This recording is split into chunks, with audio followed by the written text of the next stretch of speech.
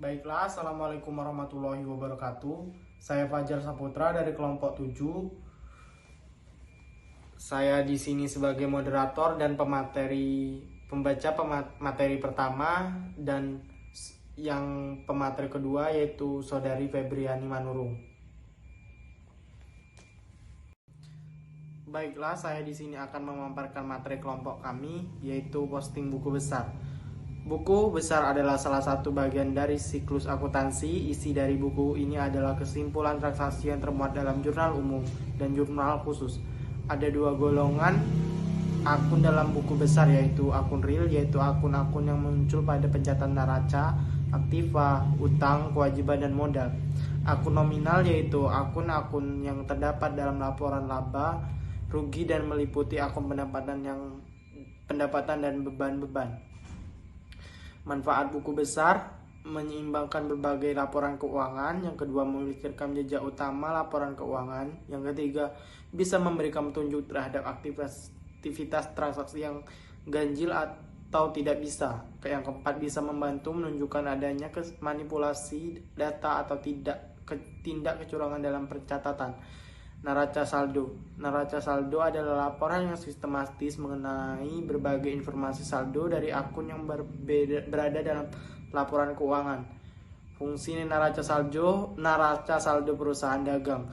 Yang pertama, mempersiapkan laporan keuangan, mencatat keseluruhan saldo, dan tiga, mendekati kesalahan pencatatan. Baiklah, saya akan melanjutkan memaparkan materi hasil dari kelompok kami, yaitu tentang neraca saldo penutupan perusahaan dagang. Di tahap ini, kita dapat menyusun neraca saldo setelah penutupan. Dan tujuan dibuatnya neraca saldo penutupan ini untuk memastikan jumlah dalam keadaan seimbang. Contoh pembuatan neraca saldo penutupan perusahaan dagang ini dapat dilihat sebagai berikut. Di sini kita dapat melihat contoh dari neraca saldo penutupan perusahaan dagang ini. Jadi di neraca saldo ini, jumlah debit dan kredit di tiap akhir bulan itu harus sama atau biasa kita sebut balance. Jadi, kegunaan dari membuat neraca saldo perusahaan dagang bukan hanya untuk membantu penyusunan laporan keuangan yang lain, tapi juga untuk memudahkan dalam menentukan pertimbangan bisnis dagang ke depannya. Bayangkan jika kita tidak menyusun laporan keuangan secara lengkap dan detail. Mungkin saja kita tidak tahu pengeluaran atau pemasukan berasal dari mana saja, sehingga kita kewalahan sendiri. Konsep awal penyesuaian. Jurnal penyesuaian perusahaan dagang digunakan untuk mencatat transaksi yang sudah terjadi tetapi belum dicatat. Selain itu digunakan juga untuk mencatat transaksi yang telah dicatat, tetapi memerlukan koreksi agar nilainya sesuai dengan keadaan yang sebenarnya. Pencatatan jurnal penyesuaian pada perusahaan jasa dan perusahaan dagang pada dasarnya sama, tetapi pada perusahaan dagang terdapat 8 akun lagi yang perlu disesuaikan, dan ke-8 akun ini tidak ada pada perusahaan jasa. Ke-8 akun tersebut yaitu: pertama, persediaan barang dagang. Proses pencatatan jurnal penyesuaian pada akun ini menggunakan dua metode, yaitu metode ikhtisar laba atau rugi dan metode harga pokok penjualan atau yang kita ketahui HPP. 2. Perlengkapan merupakan kelompok harta atau aktiva yang sifatnya lancar atau biasa disebut dengan harta lancar atau aktiva lancar atau current asset. 3. Beban dibayar di muka.